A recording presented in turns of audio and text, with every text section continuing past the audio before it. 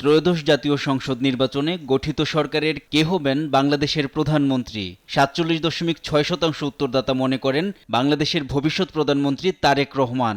বেসরকারি পরামর্শক প্রতিষ্ঠান innovation consulting এর পিপলস ইলেকশন পালস সার্ভে পেপসের জরিপে এ তথ্য উঠে এসেছে। জরিপের প্রতিবেদনে বলা হয়, তারেক রহমানের দেশে ফেরা এবং খালেদা জিয়ার মৃত্যুতে উল্লেখযোগ্যভাবে সিদ্ধান্তহীন ভোটার বিএনপির পক্ষে ঝুঁকেছে।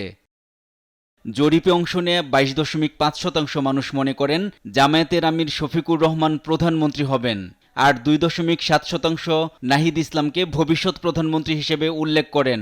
তো ৪৭.৬% মনে করছেন যে তারেক রহমান হতে পারেন আগামী সংসদের প্রধানমন্ত্রী। ২২.৫% মনে করছেন শফিকুর রহমান হতে পারেন আগামী সংসদের প্রধানমন্ত্রী। ২.৭% মনে করছেন নাহিদ ইসলাম হতে পারেন আগামী সংসদের প্রধানমন্ত্রী।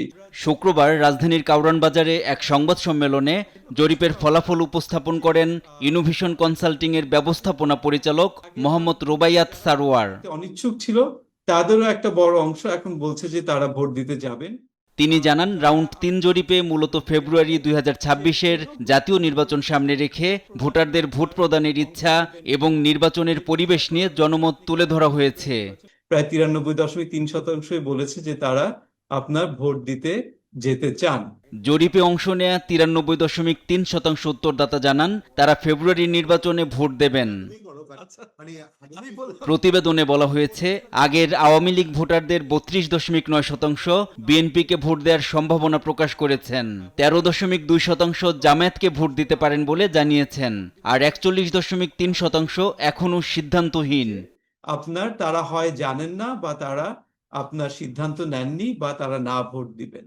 প্রায় ৬০% উত্তরদাতা গণভোটে হা ভোটের পক্ষে মত দিয়েছেন, তবে ২২% জানান তারা গণভোটের বিষয়ে জানেন না। কিন্তু ২২% বলেছেন তারা গণভোট সম্পর্কে জানেন না।